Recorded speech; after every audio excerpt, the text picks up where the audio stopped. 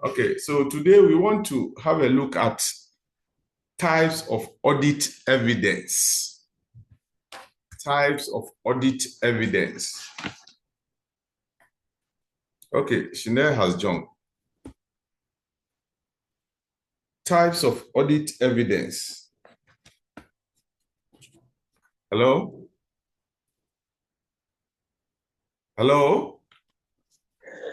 Hello, Hello? sir. Hello. Yeah, can you listen to me? Can you Yes, hear sir. me? Yes, Yes, sir. please. We can hear you, sir. Okay. So, types of audit evidence. Physical examination. Today we are looking at types of audit evidence, and we want to look at physical examination. This involves inspecting tangible assets, such as inventory, machinery, or document, to verify their existence, condition, ownership.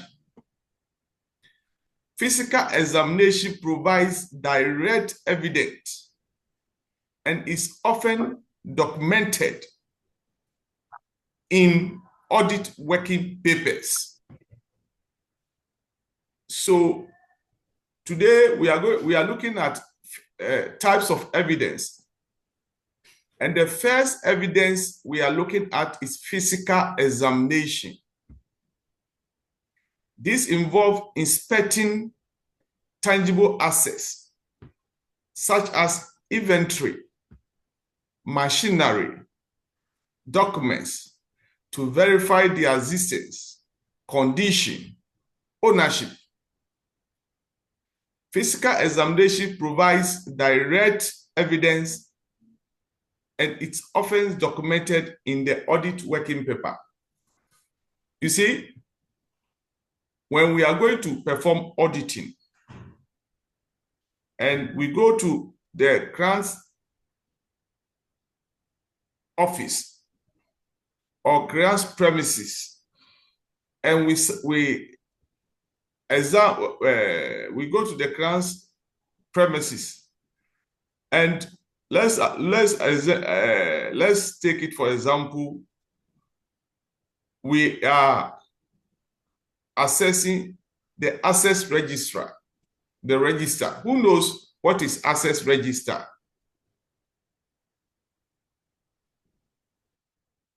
Who knows what is assets register? Hello? Hello? Yes, sir. Who knows what is assets register? Or who has seen an assets register? Sir, no idea, please. Okay, let me take the speaker off. You see, assets register in an organization record all assets the organization is owning in the organization. Okay, so if, for example, we visit the organization premises and we are performing the audit, they will give us an assets register in the assets in their books. Now we pick this assets register, which is the records. Now we expect these assets registers to be coded. We expect all assets registers to be coded. Now, we want to do physical inspection.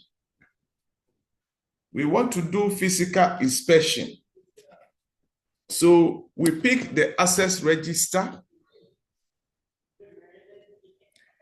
Then from the assets register, we are going to do physical examination. We pick each asset, attribute its codes to it, and we assess the existence of the assets register. And this is what we term as physical examination. This is what we term as physical examination. Now, by the coding of the assets, we inspect each existence of each asset items stated in the register. And we compare the existence of the assets. We do physical examination. We check the codes and assets. If they are in the accounts office, we trace them to the accounts office. If they are in general office, we trace them to general office. If they are in the conference hall, we trace them to the conference hall. We inspect each bit of assets on the assets register. So this is what we term as physical examination of assets. Now, if inventory, as an auditor, when you are auditing inventory, you have to be present at the period stock taking. You have to be present at the stock taking. Now, after you're present at the stock taking, you pick all the physical records of the inventory and you compare them to the physical records in the store. So, as an auditor, this is how we audit inventory and fixed assets. We pick the store record and compare with the physical existence of the items in the store. This is how we do physical examinations of items. So, physical examination is a very serious evidence that an auditor needs to express its opinion. An auditor needs to examine the physical existence of the items to support its expression of opinion as to the state of the existence. Hello, is it okay? Do you understand it? Then we come to confirmation. This refers to relying on the third party, such as banks, to confirm various aspects of financial statement. For example, closing bank balance or accounts payable records. Confirmation, third party confirmations. This refers to relying on third party, such as banks, to confirm various aspects of the financial statement. For example, the closing balance, closing bank balance, or the accounts payable, physical confirmation. And we said that in auditing, auditors prefer third-party confirmation than even evidence that the auditor found during his own substantive testing or his own substantive work.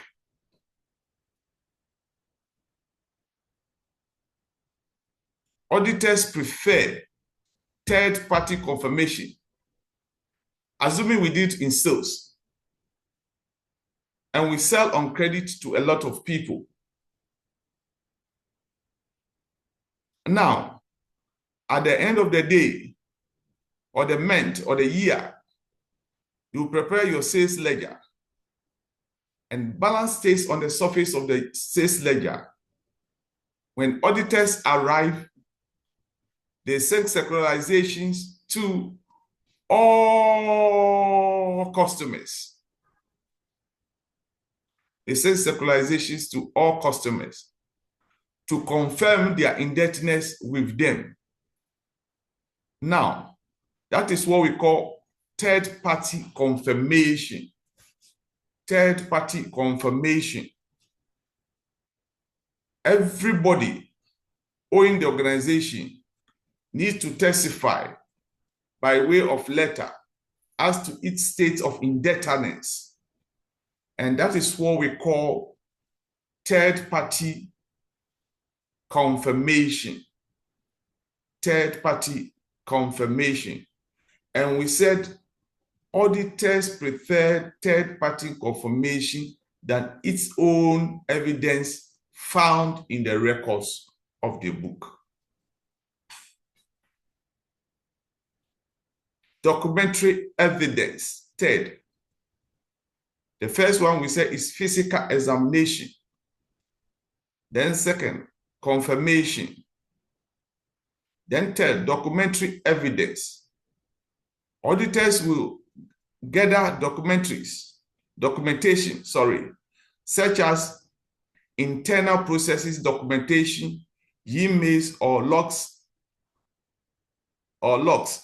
to help with different portions of overall auditing. For example, the auditor may use the documentation for vouchering or tracing processes through as part of the audit process. So we said auditors prefer documentation that supports evidence of the trace of records found in the financial transactions or the accounting records. Documentation. As they perform the work, they have a working paper that helps them to document every bit of information derived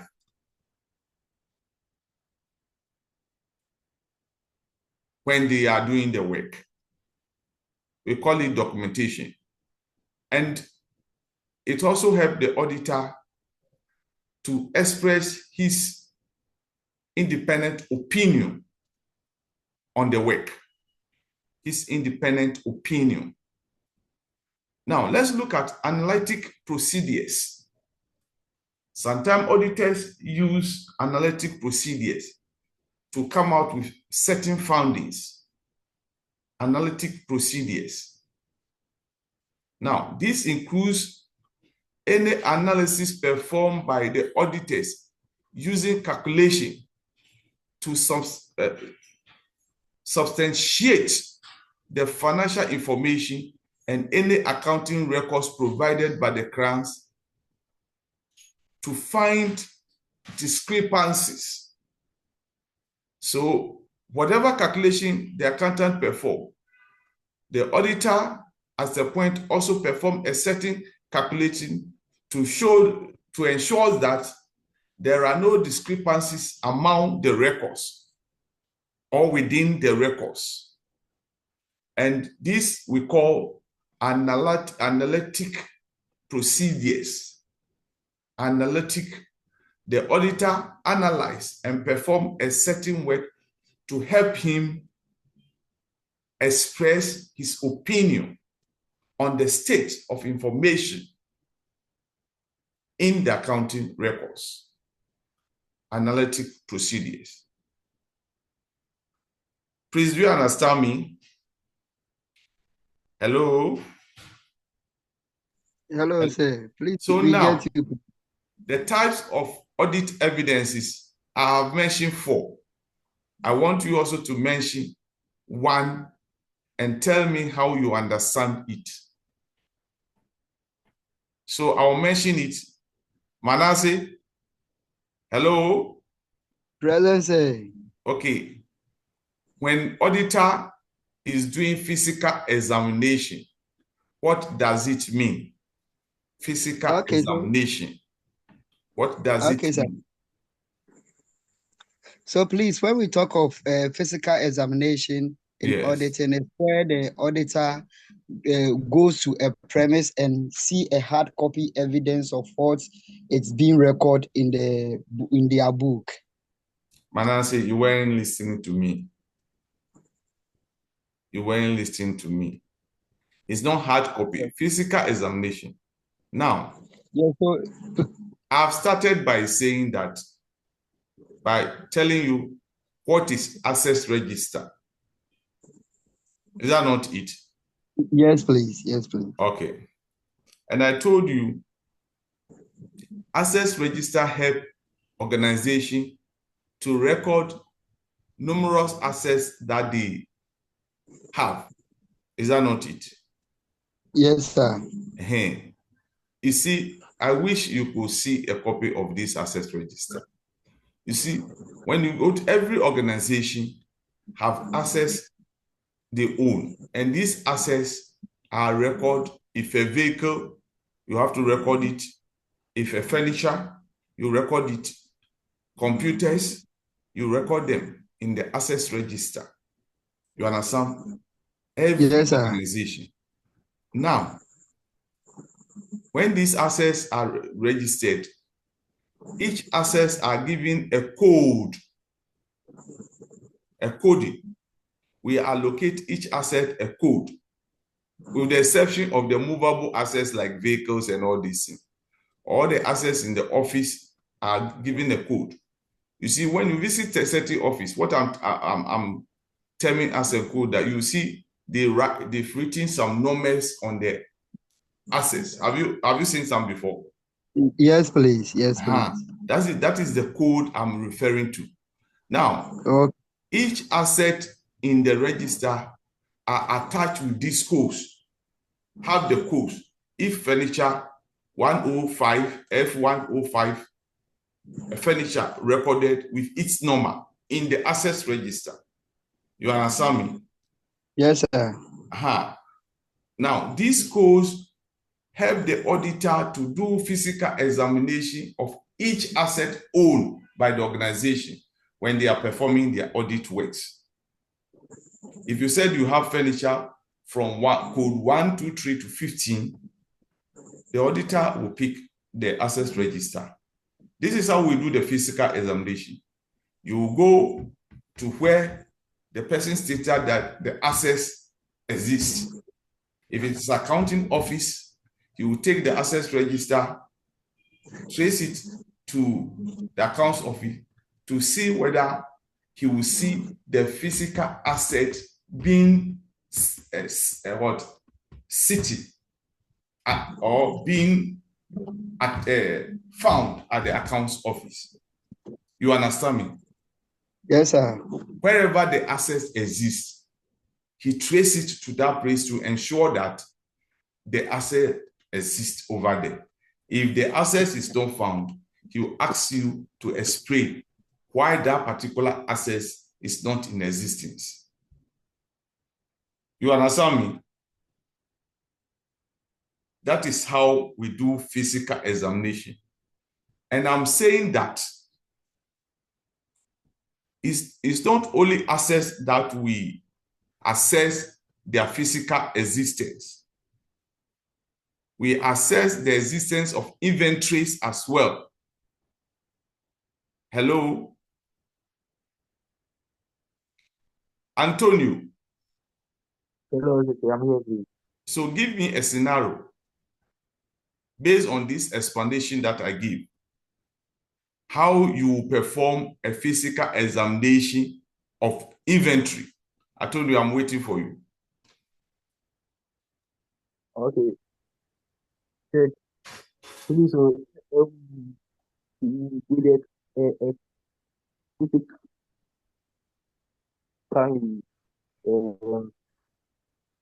physical examination.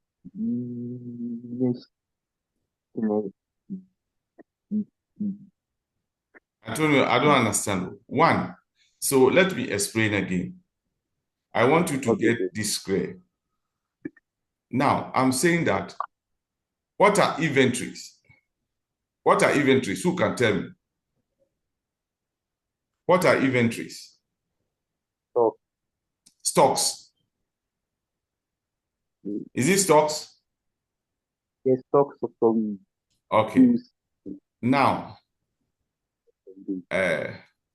you know we have a periodic stock taking and annual stock taking. I hope you know that. Yes, sir. Yeah, so what I'm saying is that as an auditor, you have to be present at the annual stock taking. As an auditor, you have to be present at an annual stock taking. Now, after you're present to witness the annual stock taking, you are giving the store records. You are giving the store records.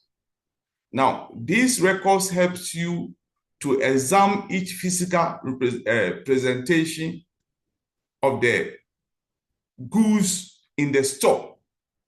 You examine the physical existence of the goods in the store as an auditor. You check, you compare the records and compare the records with the physical existence of the goods in the store to ensure that the goods in the store equate what is actually recorded in the store records. I mean, as an auditor, you have to be present at the annual stock taking to ensure the accuracy of the stock taking. Now, after, you need to compare the stock records with the physical goods in the store to ensure the existence of each store item records to the existence of the goods in the store as an auditor. I hope this part is clear. Hello? Antonio, is it clear? Yes, sir. Yes, And Antonio, is it clear? yes, sir. Or I should explain again? It is, Antonio, I can't hear you. it is clear. It's clear. Yes, Now, sir. okay, let's move to confirmation. Confirmation. This refers to relying on third parties such as banks to confirm various aspects of the financial statement. You see, this is what we call in audit third-party informations. Third-party informations. And the other time I did explain to you that auditors even prefer third-party information than their own evidence derived from the books. Auditors prefer third-party informations than their own books and their own information derived from the accounting records.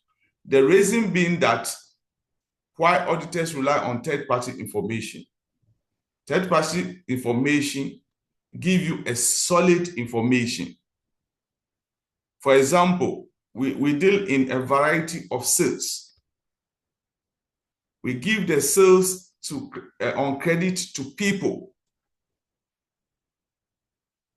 If auditor comes, we have to state the amount of money those we give the credit to own us in the books or in the ledger. Now, auditor want to be sure on the figure.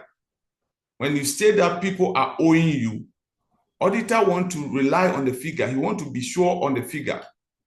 So what auditors does is to send a letter to the different kind of the people you claim they are owing you for them to confirm with a letter that yes, I, Kofi, I'm owing so and so company this so much.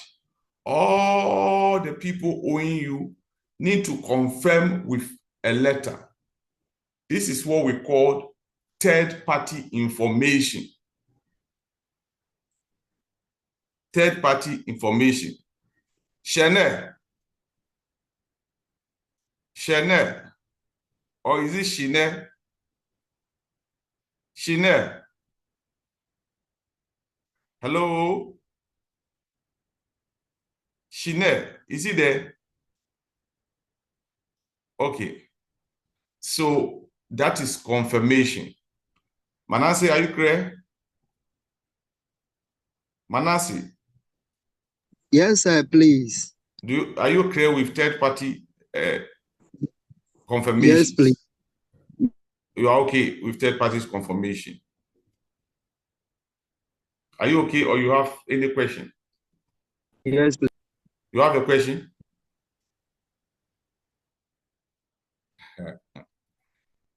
So documentary evidence. Auditors will gather documentation such as internal process documents, emails, logs to help with different portions of the overall audit. For example, the auditors may use documentation for vouchering or tracing a process flow, such as process flow, as part of the audit procedures. Documentation. This is a process of what? Documenting and gathering information to help the auditor to express his opinion on the state of the records, on the state of the accounting, the books of accounts. Now we have analytic proceedings or analytic procedures. This is another way the auditor used to obtain evidence on the work he's performing. Analytic procedures. This includes any analysis performed by the auditor using their own calculations to substantiate the financial statement information and any accounting records provided by the client to find discrepancies. So sometimes auditor perform some calculations on the financial statement to ensure whether there are discrepancies in the books of the accounts. There are discrepancies.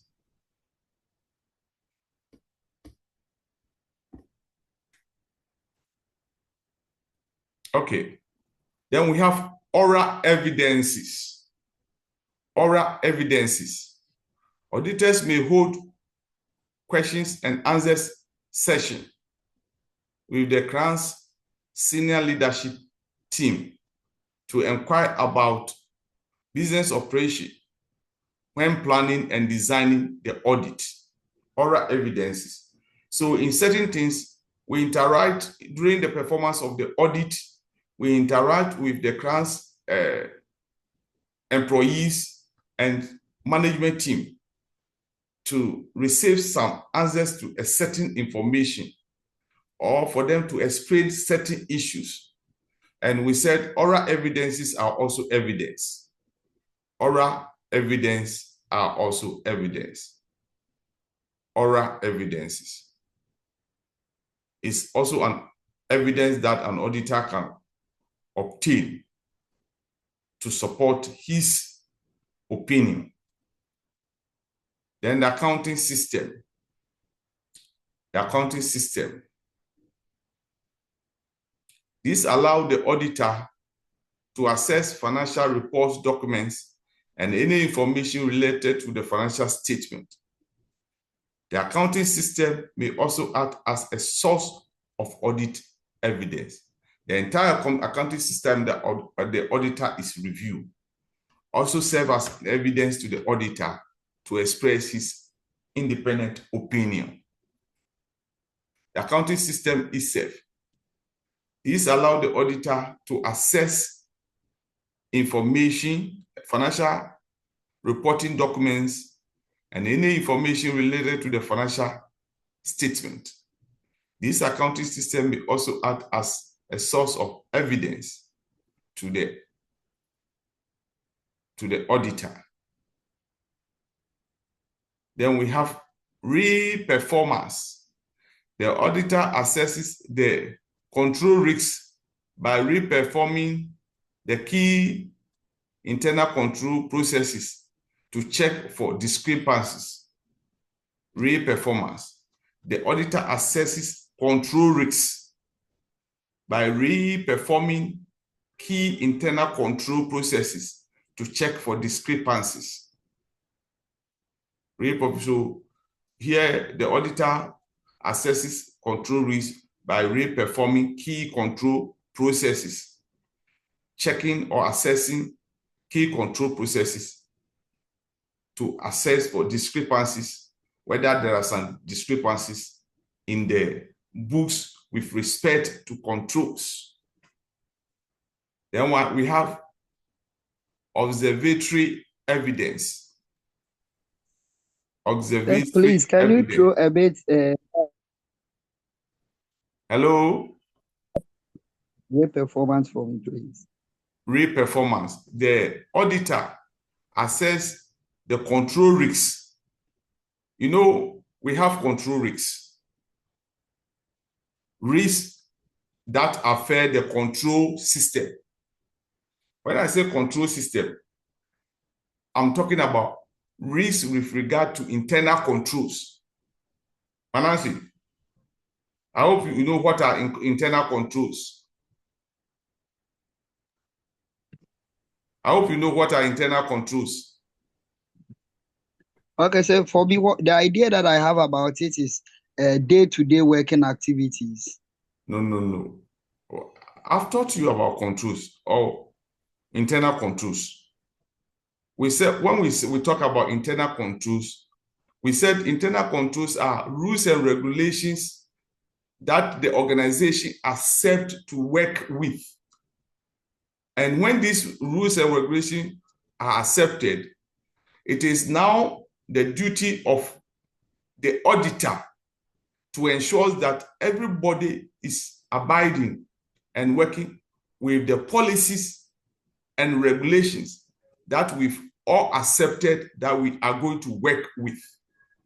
So those policies and regulations becomes internal control processes for the organization.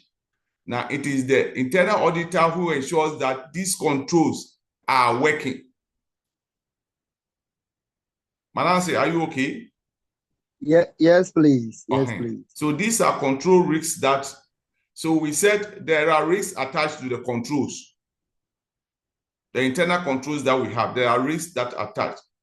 So the auditor performed this calculation of these risks, re-performing by key internal control processes to ensure whether discrepancies, whether the effective way we need to apply them, we are not applying it. Those are the discrepancies he's talking about. Then we have observatory evidence. Observatory evidence. Auditors may observe activities or processes during a site visit or walk through. This allows them to assess the effectiveness of internal control, compliance with regulations, requirement, or adherence to specific procedure. Observatory. Auditor may observe activities or processes, visit site visits or walk through. This allows them to assess the effectiveness of control of internal controls, compliance with regulations, requirement, or adhering to specific procedures. Adhering to specific procedures.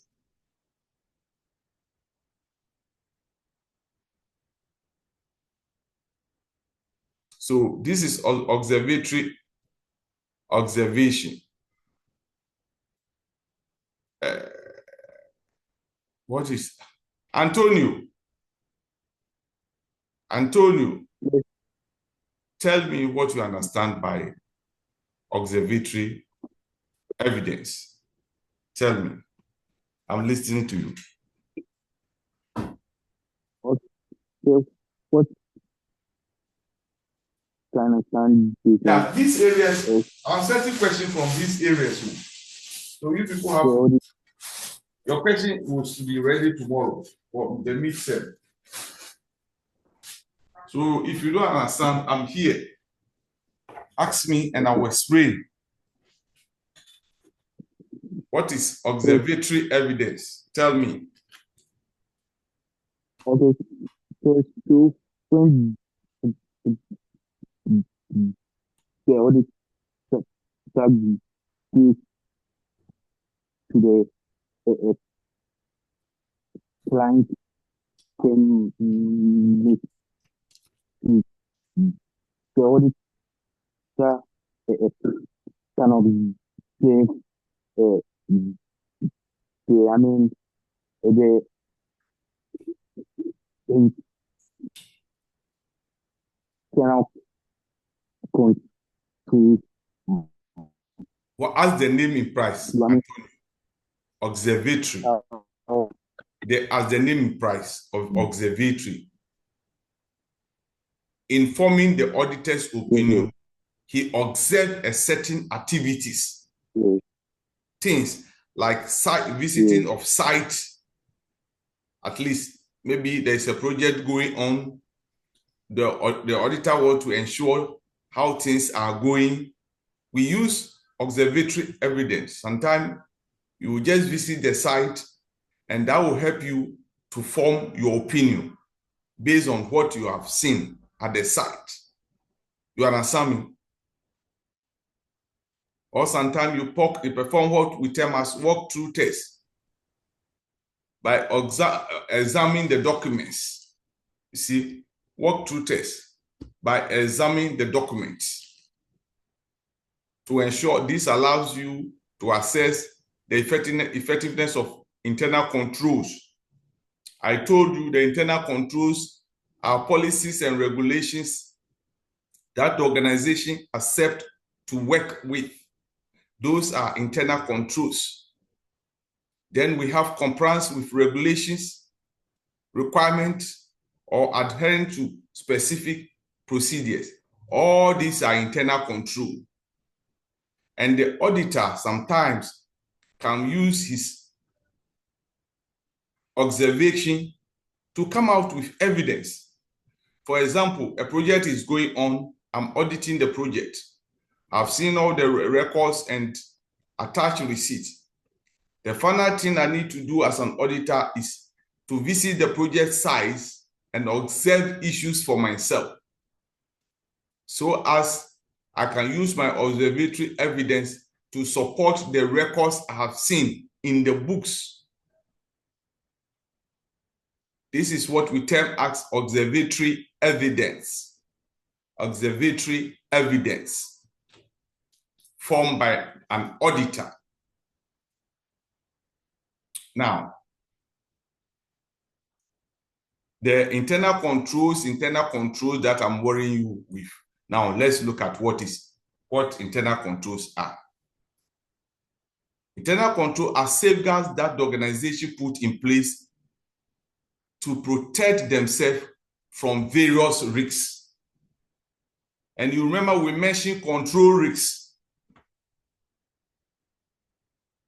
And I told you they are risks with regard to internal control. Now we are studying what internal controls are. What internal controls are. And we say internal controls are safeguards that the organization put in place to protect themselves from various risks. These risks can be related to financing day-to-day operation or long-term strategies. Internal controls are safeguards that the organization put in place to protect themselves from various risks.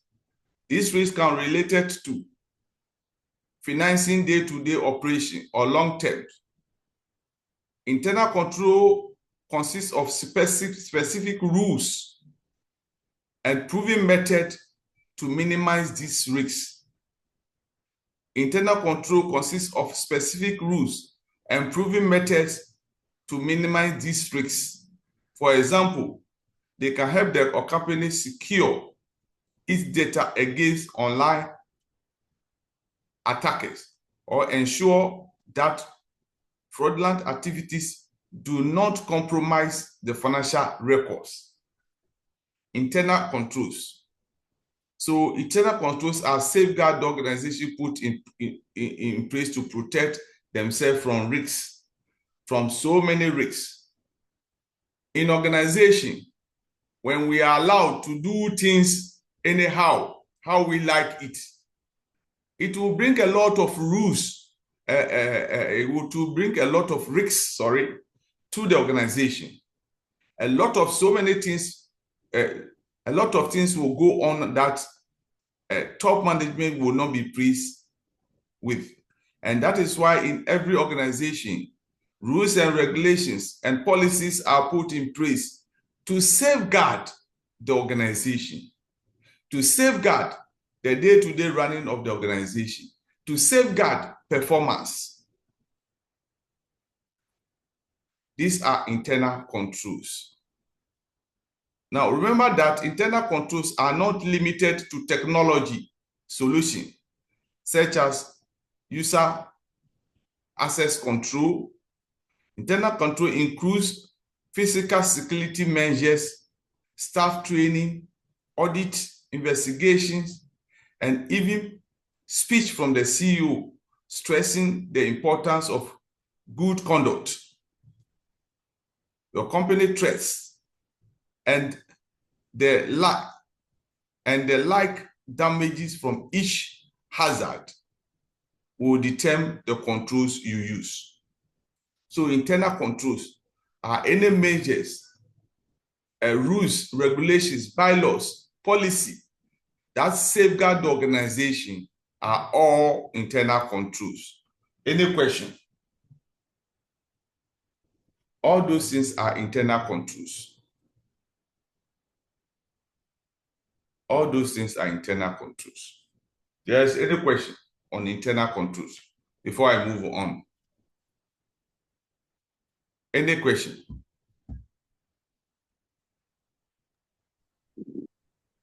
Any question before I move on? Hello there. Yes. Please, I'm listening to you. is an internal control the same as Please, a little bit louder. I'm not hearing you. please, is internal control the same as risk management? Is internal control the same as what? Risk management. No. Internal controls they are controls that protect, safeguard the organization. Okay. Are you okay? Okay, sir. They are safeguards, they are controls. I said they are rules, regulations. You see, Antonio, where do you work?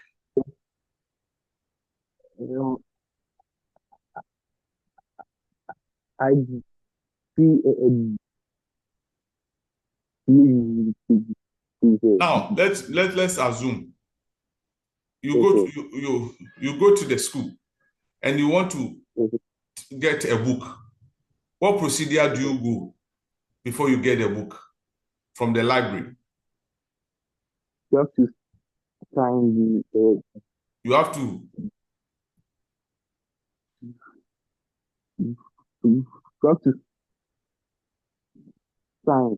you have to go to the librarian, request the book, and you'll be asked to fill forms. These are policy concerning book borrowing from the library. You understand? You have to see the librarians and fill a certain informations before the books are be given to you. And when you are returning the book, you have to ensure you go and fill another informations and submit the book to the librarian to cancel the name. All those processes that you went through before you get the book are what we term as controls in borrowing the book. You understand me? Now, in day-to-day activities of organizations or operation of organization, we have policies, regulations, bylaws that govern operation of every organization that you find yourself. We have policies, we have rules and regulations that you need to obey. All those rules and regulations in the company that are safeguarding the organization are what we term as internal controls. Please, are you okay? Please, are you okay? Yes, I'm okay. Okay. Let's go Yes, on. I'm okay. Importance of internal control. Internal controls are important for businesses for several reasons. Reason why internal controls are very, very important are what we are coming to look at. One, risk reduction. The internal controls that we have helps to reduce risks in the organization. By identifying and mitigating risks, internal controls safeguard the company's ability to maintain operation, protect it from events that could disrupt its function. This system establishes check and balances. So, you know, internal controls are check and balances. I hope you understand this. Check and balances. Internal controls are just check and balances, ensuring accurate financial reporting and safeguard of assets which help to maintain the company's stability and reputation. So internal controls help to mitigate risks. Internal controls safeguards company's ability to maintain operation, protect it from events that could disrupt its functioning. This system establishes check and balances, ensuring accurate financial reporting and safeguard of assets, which help maintain the company's stability and reputation. Fraud prevention. Internal controls are crucial in protecting and preventing fraud. They establish segregation of duty, requiring multi-individuals to be involved in crucial processes such as cash handling, financial approval, and inventory management. This reduces opportunity for one person to manipulate or misuse company resources for personal gains, effectively mitigating the risks of fraud. Hello? Hello? Hello. Yeah. Hello, sir. I want us to take this. Fraud prevention. I want us to take this again. Fraud prevention. Internal controls are crucial in protecting and preventing frauds. They establish segregations of duties, requiring multiple individuals to be involved in critical proceedings such as cash handling, financial approvals, and inventory management. This reduces opportunity for one person to manipulate or misuse company resources for personal gain, effectively mitigating risks of fraud. Hello? Hello? Hello, sir. Hello. So one of the importance of internal control is risk reduction. Second, fraud prevention. Then 2, business continuity. Another importance of internal control is it helps the business to continue. In unforeseen circumstances, disruption or destruction, internal control helps to maintain business operations smoothly and effectively. External control helps to maintain business operation smoothly and effectively. They establish clear procedures and guidelines for employees to follow, minimizing the interruption of staff turnover, absenteeism, and emergency. By providing a structured approach, internal controls ensure operation stability, customer satisfaction, and ability to meet business objectives. These are things that internal control does. Internal controls. Internal controls. Any question about internal controls? Any question about internal controls?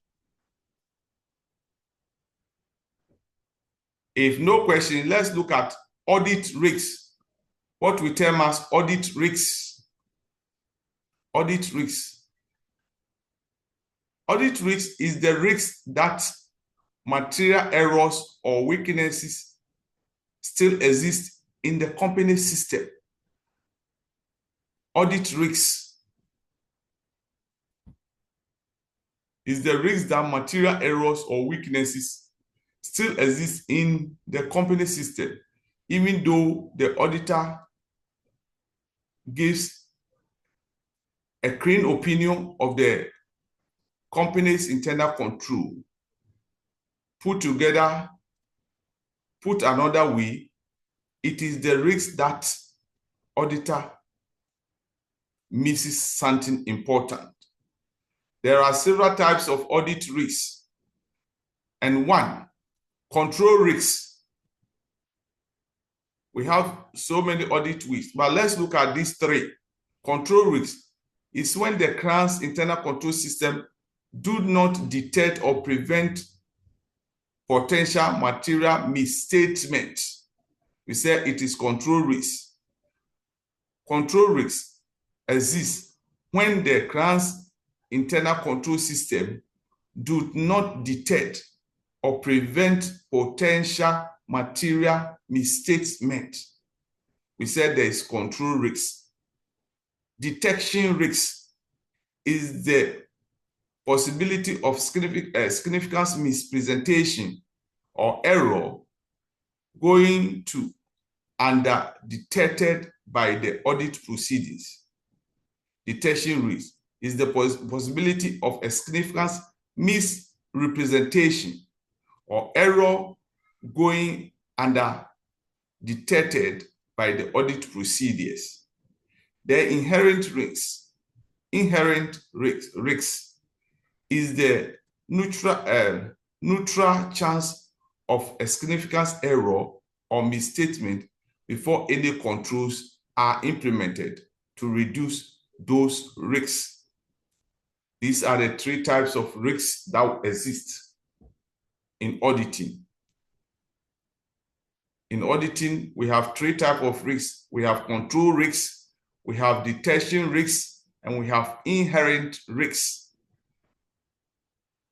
And we said control risk is when the client's control system do not detect or prevent potential material misstatement. We said there is control risk. Detection risk is the possibility of a significant mispresentation or error going undetected by the audit proceedings. The inherent risk is the risk natural chance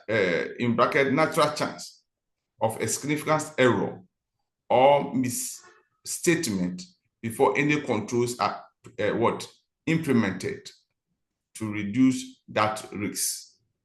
So these are the 3 types of risks that we have.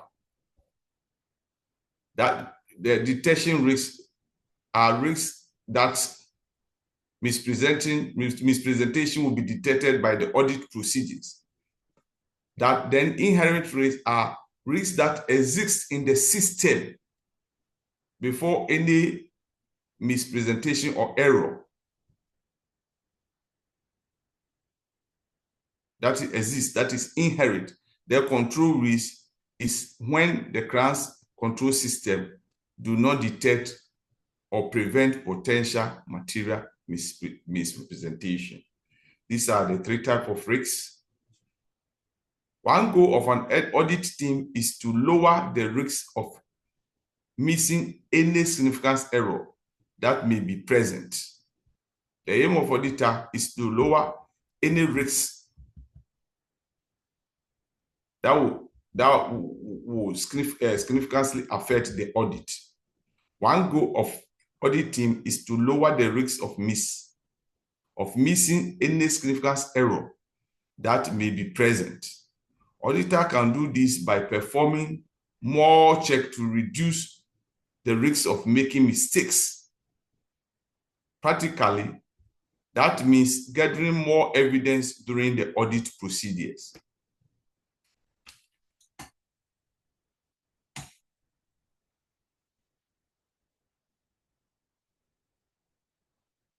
How internal controls can help with audit preparation.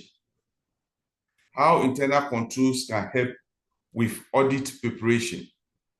Adequate internal controls and ongoing monitoring activities enable better preparation for quality audit that align with professional standards. Some key ways internal controls facilitate smooth audit engagement include, when we say audit engagement, is audit performance, audit work that you perform. That is audit engagement. Now, internal control documentation around procedures provide auditors insight to inform risk-based audit planning procedures. I take it again. Internal control documentation around processes provide auditor insight to inform risk-based audit planning procedure. Evidence of control operation effectively allows engagement team to reduce substantial testing potentiality. Then control deficiency, flag early by internal auditor can be remediated ahead of external auditors' feedback, reducing overall findings. We are still on how internal controls can help audit preparation. Continuous internal controls monitoring helps to ensure financial reporting process adhere to procedure between audit cycles. Management testing results ensure the auditor of control effectiveness when audit risks and scopes area need to heighten focus. Maintaining strong internal controls not only enable audit readiness, but foster reliability reporting, optimize collaboration with auditors, hinge on sound access control and working papers, retention for transparency, traceability.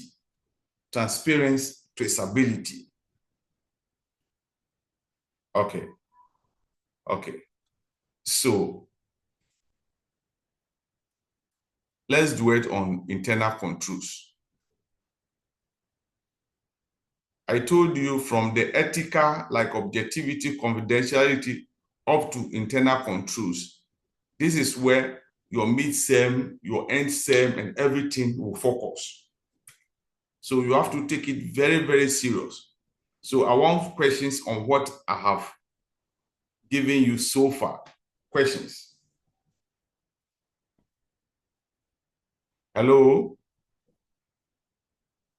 Hello? Hello? Is Abudu there?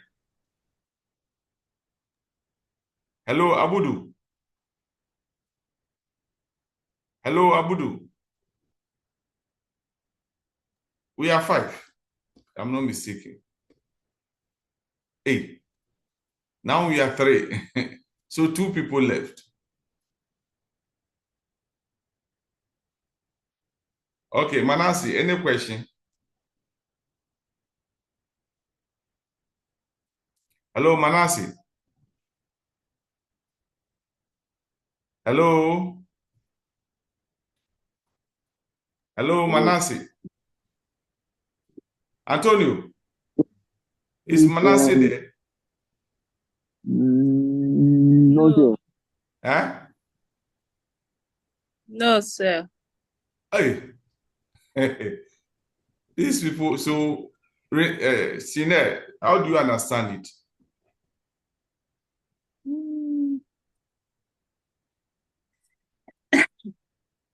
Tell me what you understand so far on what we did. Sine, Yes, sir. what do you understand? Tell me.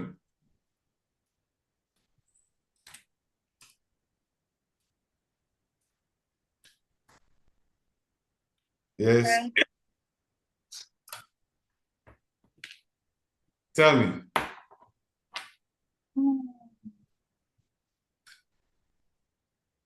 Mm-hmm. You understand? Sir. I'm listening.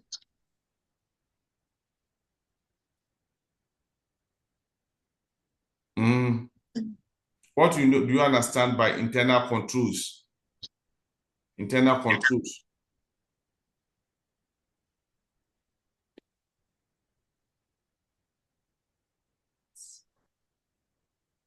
Yes, Rene, I'm listening. I'm Shine, I'm listening to you. Hello?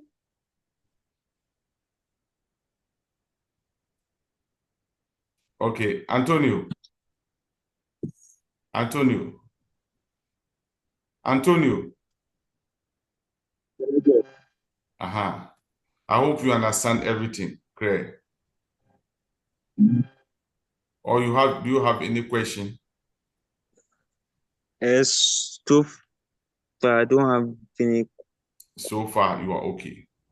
So questions from the yet, sir. ethical up to the whole questions, examination questions will be from ethical up to these controls. All right, sir. Uh-huh. So I'm preparing and we shall discuss them before. So Okay, thank sir. you for coming. And we'll meet again. We don't have any Okay. address again. Am I telling lies? You are right, sir. Yeah, so if maybe next week we couldn't meet, then we'll have it online. Okay, sir. But this weekend is voting, Saturday, Friday is holiday. Elections, yeah. Yes. Shine, you understand everything? Not everything, sir. I will read. Not everything. Uh-huh. Eh? Yes, sir. Aha. You don't come to class. So learn hard. Learn hard. Okay. Okay. Okay, sir. So thank you. Thank you for coming. Okay. Thank you, sir. Thank you. Thank you, sir. All right. Okay. Bye. Bye. Okay, bye, sir. Bye. Bye. Your colleague, most of them left. Hey, these people.